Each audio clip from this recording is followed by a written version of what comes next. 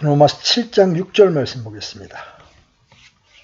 우리를 붙들었던 것 안에서 죽었으므로 이제 우리가 율법에서 구출되었나니 이것은 우리가 영의 새로운 것 안에서 섬기고 글자의 낡은 것 안에서 섬기지 아니하게 하려 함이라. 아멘. 본문은 바울이 5절과 6절을 통해서 논증하는 말씀의 후반부입니다. 우리는 이미 5절에서 부정적인 측면을 살펴보았습니다.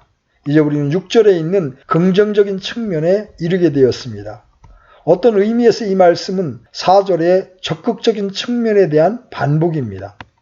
4절의 적극적인 면을 나타내는 말씀은 이것은 너희가 다른 분 곧 죽은 자들로부터 일으켜주신 분과 결혼하게 하려 하며 또 우리가 하나님께 이르는 열매를 맺게 하려 함이라입니다. 그러나 바울은 결코 하나의 진술을 단순히 반복하고 있지 않습니다. 그는 언제나 무엇인가를 더하여 강조하고 있습니다. 우리는 이 특별한 경우에 있어서 바울이 그 일을 하고 있음을 발견하게 될 것입니다.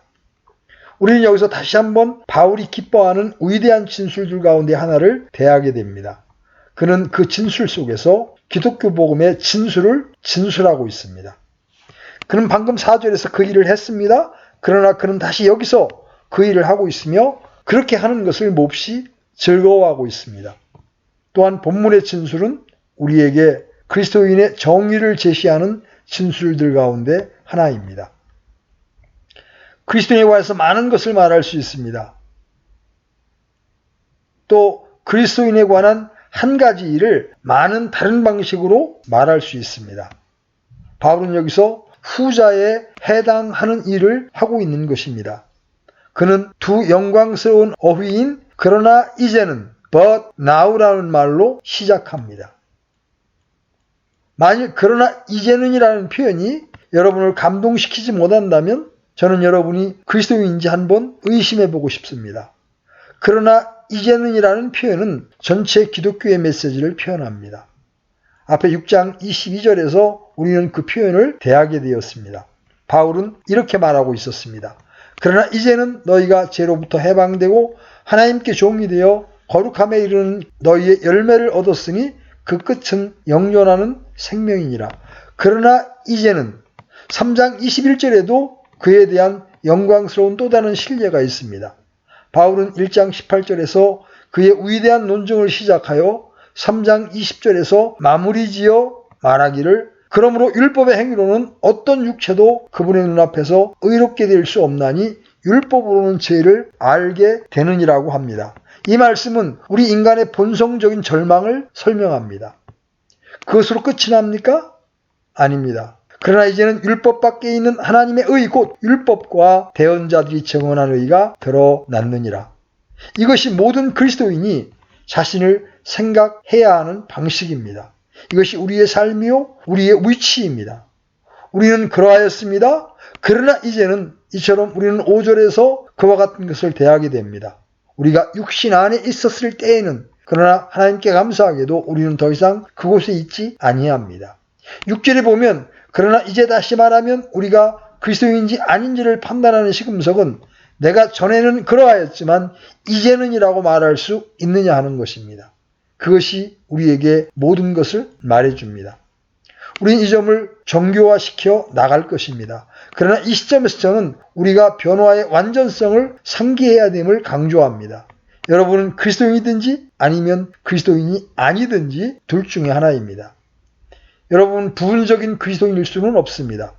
여러분은 죽어있든지 살아있든지 둘 중 하나입니다. 또한 거듭났든지 그렇지 않든지 그 어느 것에 속해 있습니다. 그리스도인이 되는 것은 점진적인 과정이 아닙니다. 그리스도인이 되는 것에는 결정되지 아니한 미결사항이 없습니다. 우리는 그리스도인이든지 아니든지입니다. 우리는 전에 그러하였습니다. 그러나 이제 우리는 이러합니다. 이것은 완전한 변화요 바울이 상기시켜 나가듯이 완전히 새로운 것입니다. 제가 이 시점에서 강조하려고 하는 다른 문제는 바울이 여기서 모든 그리스도인에게 해당되는 것을 말하고 있다는 것입니다. 그는 어떤 그리스도인들에 관해서만 말하고 있지 않습니다. 그는 예외 없이 모든 그리스도인에 대해서 말하고 있는 것입니다. 그는 부가적인 제2차적인 축복을 받음으로 그들로 하여금 더 높은 범주의 올려지게 된 어떤 그리스도인들을 말하고 있지 않습니다. 그가 말하고 있는 것은 모든 그리스도인들에게 해당됩니다. 전에 전체 인류가 그러하였듯이 우리는 육신 안에 있었습니다. 그러나 이제 우리는 구원받은 것입니다. 다시 말하면 그리스도인이라면 누구나 각각 그리스도인 전체가 구원받았다는 말입니다. 이것이 여러분에게 진리가 아닌 이상 여러분은 결코 그리스도인일 수 없습니다. 로마서를 강해해 나감에 따라서 점점 더 이 진리의 엄청난 의미를 알게 될 것입니다. 어떤 의미에서 8장은 7장 6절의 강해에 불과합니다. 그래서 바울이 여기서 말하고 있는 것을 분명히 알고 지나가는 것은 본질적으로 사활을 좌우하는 문제입니다. 8장은 어떤 그리스도인들에게만 해당되는 것이 아니라 모든 그리스도인들에게 해당됩니다. 7장에 있던 그리스도인은 7장을 떠나서 8장으로 넘어가게 된다고 주장하는 많은 사람들이 있습니다. 그러나 모든 그리스도인들이 이 7장 6절에 속해 있는 것처럼 모든 그리스도인들은 8장에 역시 속해 있습니다. 그러면 그리스도인에 관한 진상은 무엇입니까? 바울이 말하는 첫 번째는 우리가 구원을 받았다는 것입니다. 이제 우리가 율법에서 구출되었나니 그것은 단번에 일어난 일입니다. 우리는 율법으로부터 구원받았습니다. 이것은 매우 강한 말입니다. 그것을 벗어버리다, 해방되다, 풀려 자유롭게 되다라는 뜻입니다. 우리는 더 이상 율법 아래 있지 않습니다. 우리는 그것에서 완전히 벗어났습니다. 마치 군대를 제대한 사람에게 일어난 일과 같습니다. 그 비교를 이용하여 말한다면 이제 그 사람은 폭력적인 상사 옆을 지날 때에 그를 두려워할 필요가 없습니다. 특무상사는 그에게 대하여 더 이상 어떤 권위도 행사할 수 없습니다. 그는 이제 그와의 관계를 청산한 것입니다. 그는 제대하였기 때문에 그 험악한 얼굴을 향해서 미소를 지으며 당신은 더 이상 나에 대해서 아무런 권위를 가지지 않는다고 말할 수 있습니다. 바울은 우리가 우리의 짐을 벗어버렸다고 말하고 있습니다. 제가 한 예화를 찾을 필요가 전혀 없습니다. 왜냐하면 우리는 7장 2절에서 그것을 이미 만났기 때문입니다. 남편이 있는 여인이 자기 남편이 살아있을 때에는 법에 의해 그에게 매여 있으나 만일 남편이 죽으면 그녀가 자기 남편의 법에서 벗어나느니라. 벗어났다고 번역된 말은 그것은 임무를 벗어버렸다. 무엇으로부터 해방되었다는 같은 의미를 전달하고 있습니다. 다른 말로 해서 바울은 한 남편과 결혼했다가 이제 다른 남자에게 시집가게 된 여인의 예화를 계속해서 설명해 나가고 있는 것입니다. 그녀는 죽음을 통해서 첫 번째 남편으로부터 분리되었고 이제는 다른 이와 연합하게 되었습니다. 바울이 강조하고 있는 점은 그녀는 완전히 첫 번째 남편의 통제와 지배와 권세와 권위로부터 자유롭게 되었다는 것입니다. 우리는 이미 4절에서 주 예수 그리스도가 몸으로 십자가에서 죽으심으로 말미암아 이런 일이 일어났음을 알았습니다. 또한 우리가 그리스도에 대하여 연합하였기 때문에 우리는 그분과 함께 죽었다는 것을 이미 들었습니다. 우리가 그렇게 해서 의무에서 벗어나게 되었고 옛 결혼관계로부터 옛 계약으로부터 벗어나게 된 것입니다. 그리스도인이 어떤 의미에서 율법으로부터 벗어났습니까? 바울이 이 점을 반복합니다. 우리도 그것을 반복해야겠습니다. 이미 우리는 그것을 여러 번 말했습니다. 그리스도인은 율법의 정죄로부터 벗어났습니다. 바울은 다시 8장 1절에서 그것을 말할 것입니다. 그러므로 이제 그리스도 예수님 안에 있는 자들에게는 정죄함이 없나니 우리는 또한 우리를 의롭게 할 수 없는 율법의 무능함에서 벗어났습니다. 우리는 전에 어떻게 했든지 율법의 행위로 우리 자신을 의롭게 하려고 노력했습니다. 우리는 그 비극에서 자유롭게 된 것입니다. 우리를 붙잡고 있던 율법은 3장 20절에서 말씀하는 바와 같이 우리로 의롭다함을 얻게 할 수 없었습니다. 우리는 그 점으로부터 자유롭게 되었습니다. 그러나 바울이 여기서 가장 관심 있어 하는 요점은 우리가 우리를 거룩하게 할 수 없는 율법의 무능함에서 벗어났다는 것입니다.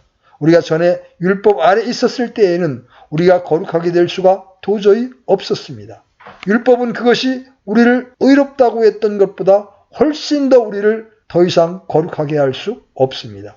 우리가 율법에 붙잡힘을 당하여 있을 때는 우리는 우리로 의롭다함을 받게 할 수 없을 뿐만 아니라 거룩하게 할 수 있는 분에게 매여 있을 수 없었습니다.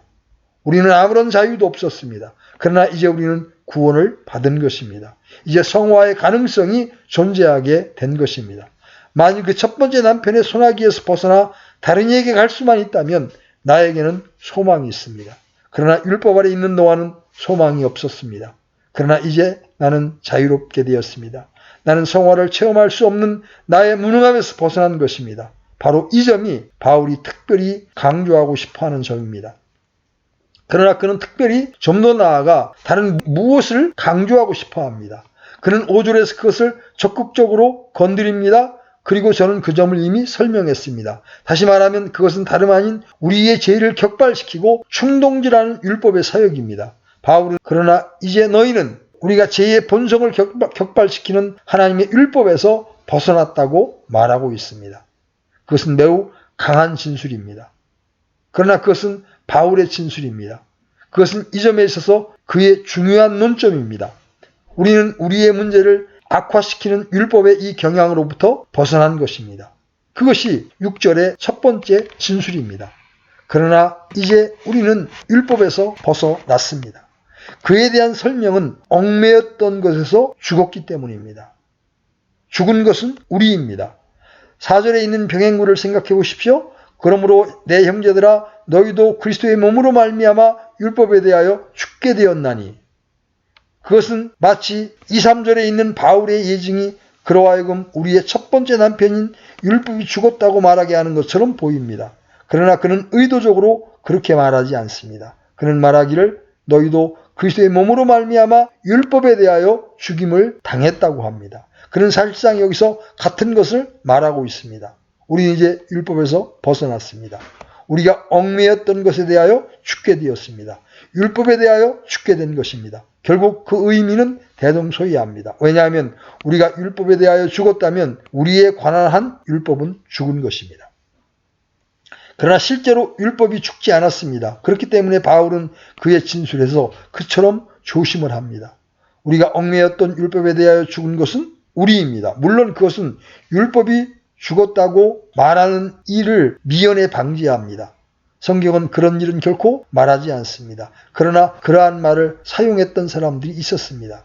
그들은 자신들을 심각한 이단에 빠뜨리고 결국은 그 결과 생명과 삶을 고통 가운데 빠뜨릴 것입니다. 그러나 바울의 말을 주목하십시오. 우리는 그것에 의하여 얽매여 있었습니다. 그것에 의하여 지배받고 있었습니다. 그것은 1절에서 사용했던 용어와 정확히 같은 말입니다. 형제들아 내가 법을 아는 자들에게 말하노니 너희의 법이 사람이 살아있는 동안에만 그를 지배하는 줄 알지 못하느냐. 여기서 지배하다는 말은 6절에 붙들었다는 말과 상응하는 말입니다. 우리가 그것을 좋아하든 싫어하든 그것이 우리의 지위였습니다. 모든 사람은 그리스도인이 되기 전에 율법 아래 얽매여 있습니다.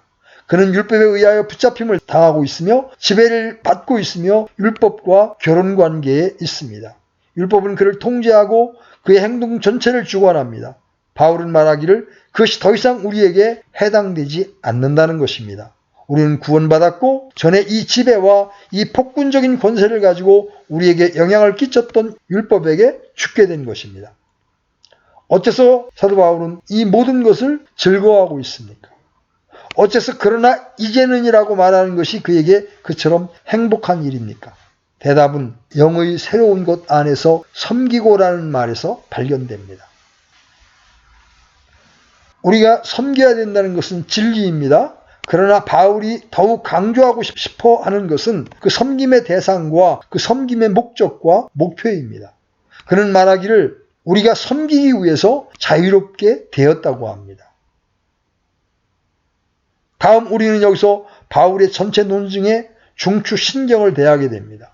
이것이 바울이 진정으로 관심 있어 하는 바입니다. 구원의 위대하고 장엄한 목적은 우리가 거룩하게 되는, 즉 우리의 성화입니다. 하나님의 아들이 이 땅에 오셔서 그분이 여기 계시는 동안 행하신 모든 일, 즉 십자가 위에서의 죽음, 그분의 장사, 진행받으심, 부활, 승천, 성령의 보내심 등은 하나의 장엄한 목적과 목표를 가지고 있습니다. 다시 말하면 곧 우리가 사랑 안에서 자신 앞에 거룩하고 흠이 없게 하려는 목적입니다. 바로 그것이 구원의 궁극적인 목표입니다. 구원의 궁극적인 목표는 제사함만이 아닙니다. 우리가 거기서 멈추어서는 안 됩니다. 또한 칭의만도 아닙니다. 그것에 머물러 있어서도 안 됩니다. 우리는 실로 그렇게 할 수 없습니다. 하나님께서 우리에게 행하신 모든 일은 거룩함을 위한 것입니다. 하나님의 뜻은 이것이니 너희의 거룩함이라. 그러므로 사도 바울을 비평하는 사람들이 말하고 있는 것처럼 나쁜 것은 없습니다. 그들은 이것은 위험한 설교야. 그는 단지 당신들이 해야 하는 모든 것은 주 예수 그리스도를 믿는 것이라고 말하고 있군. 이것은 사실 은혜를 더하게 하려고 죄에 계속 거해야 한다는 의미이지라고 말합니다. 그래서 그들은 이처럼 묻습니다. 그런즉 우리가 무슨 말하리요? 은혜가 넘치게 하려고 우리가 죄 가운데 거하겠느냐? 그들은 또 주장합니다. 이것은 무서운 교훈이야.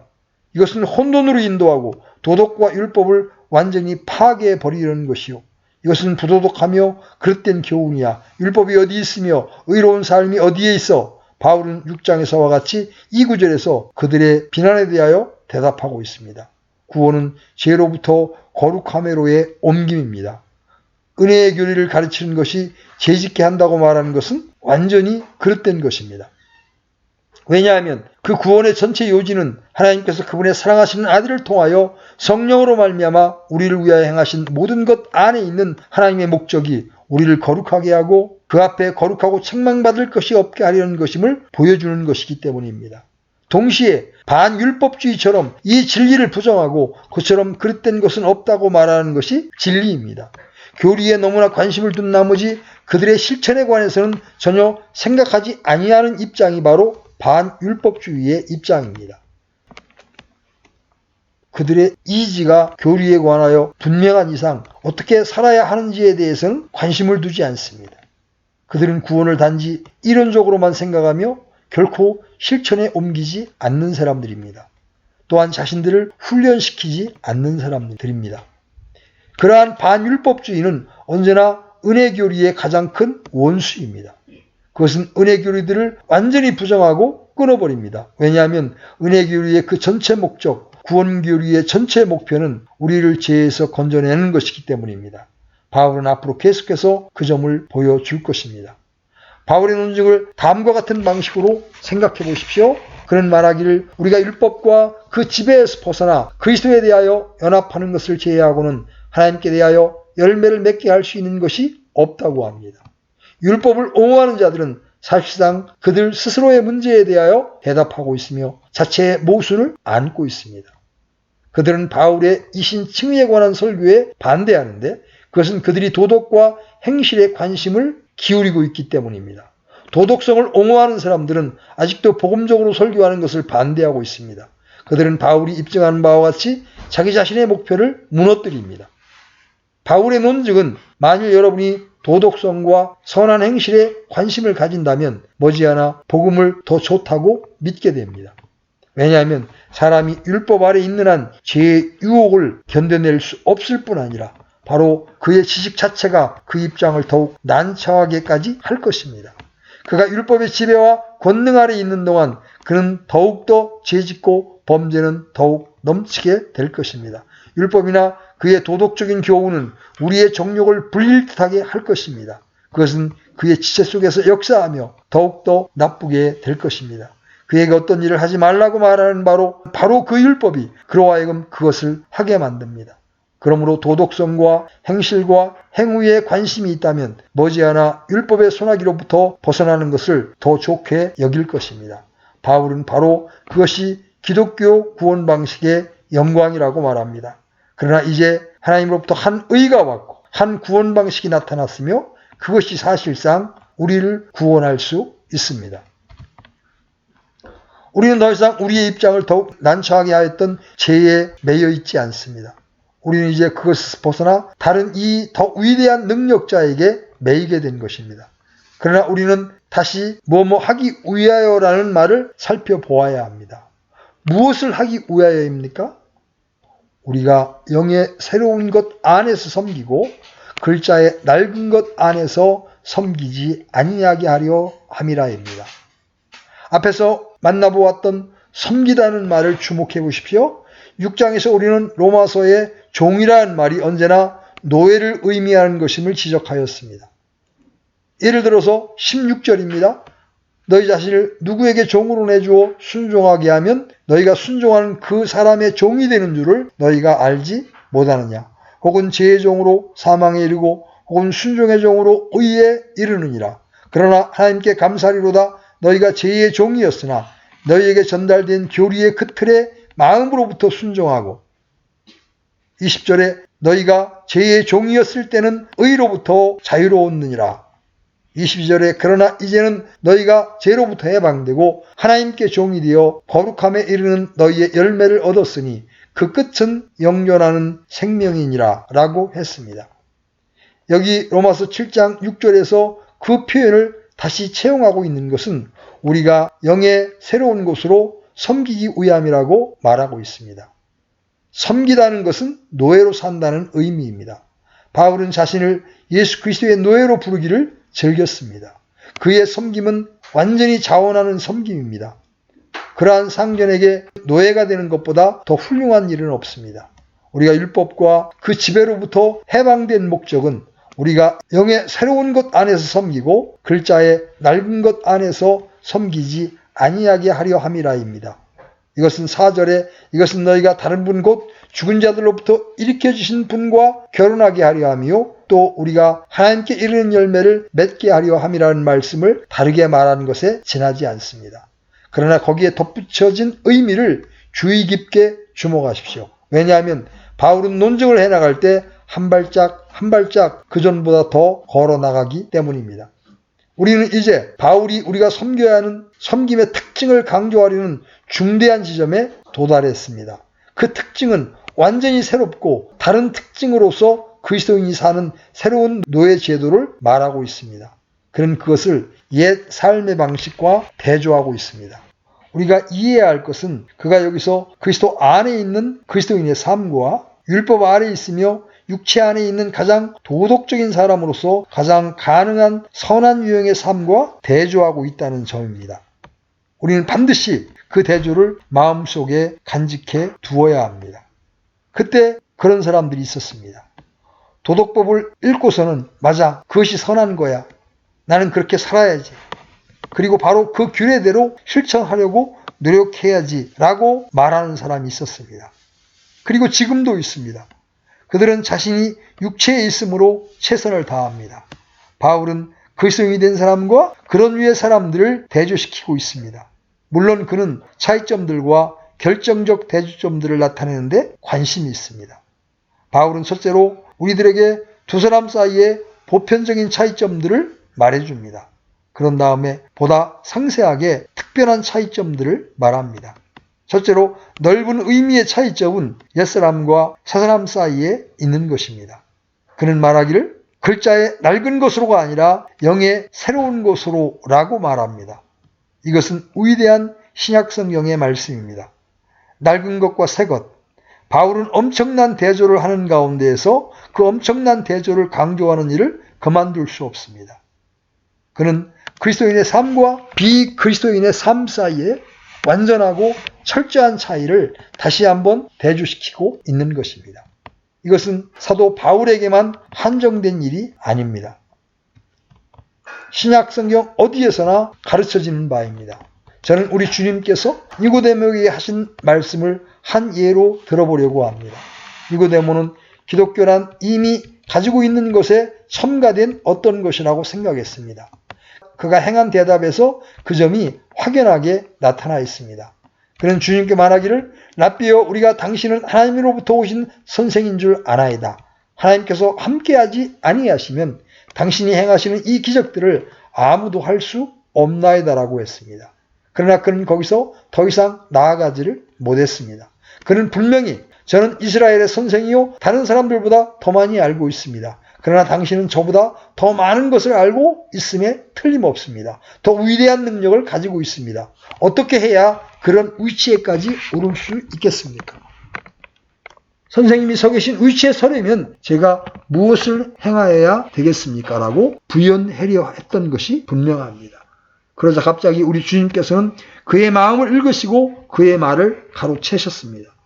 우리는 요한복음 2장 끝에서 사람 속에 무엇이 있는 것을 아심으로 사람에 대하여 아무의 증거도 받으실 필요가 없다는 말씀을 듣게 됩니다. 그분은 니고데모의 마음을 열려진 책과 같이 읽으셨습니다. 그리고 주님은 그에게 말씀하십니다.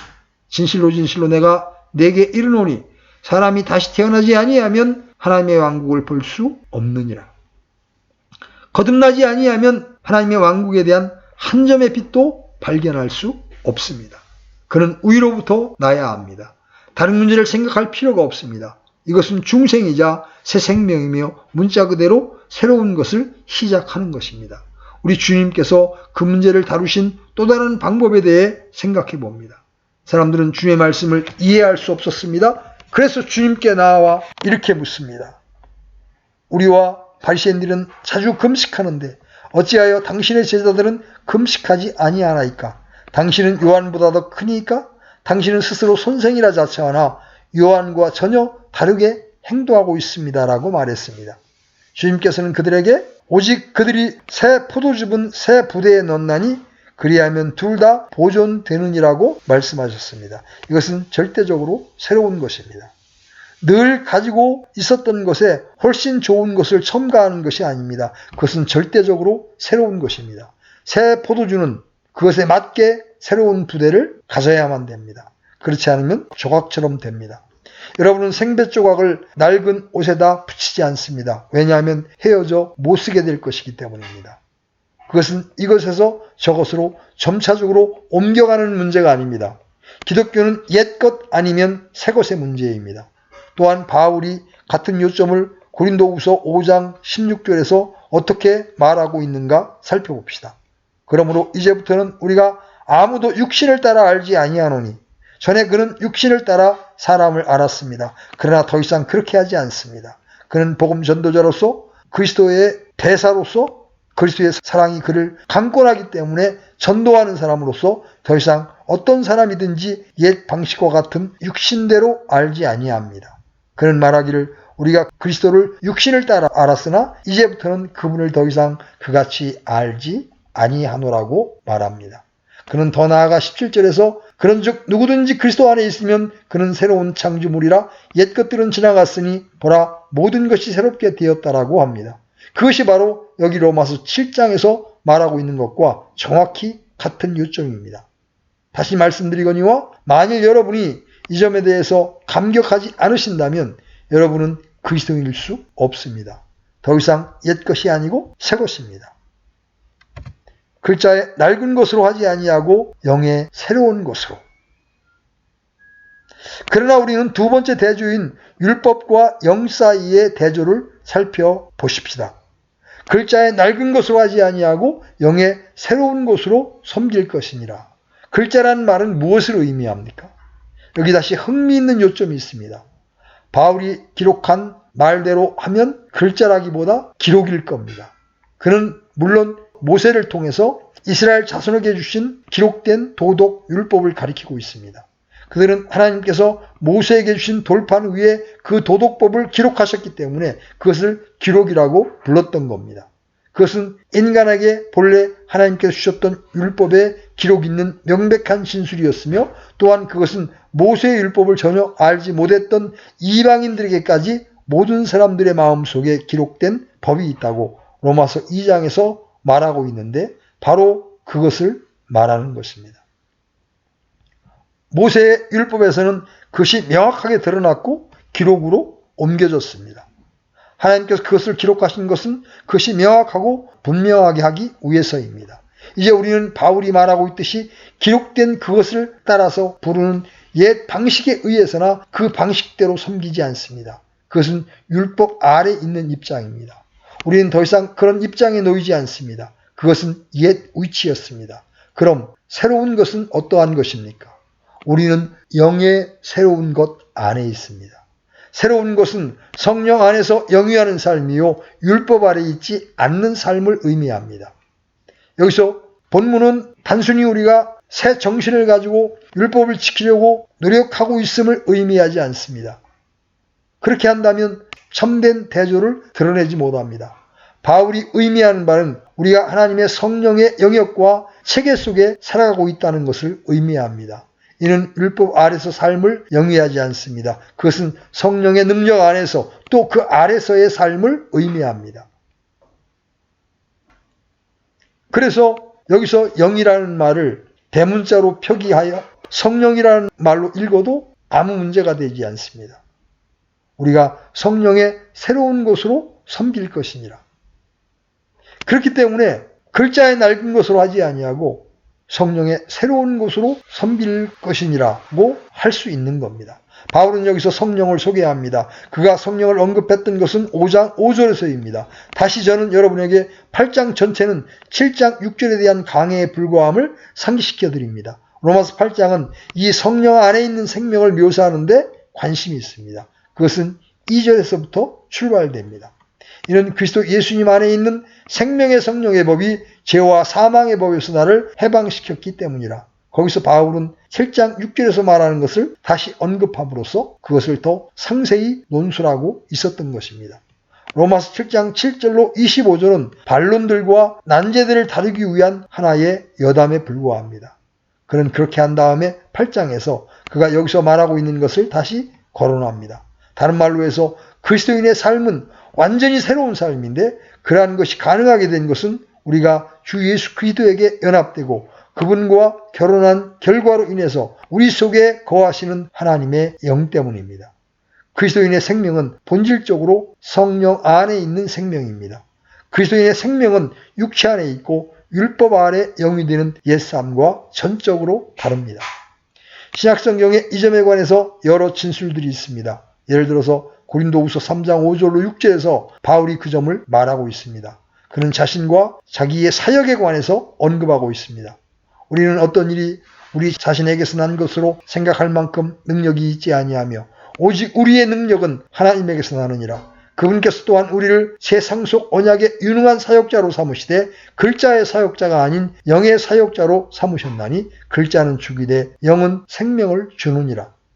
우리는 새 언약의 일꾼들입니다. 그러나 그렇게 그것을 적극적으로 말하는 데서만 만족하지 아니하고 속적으로 말합니다.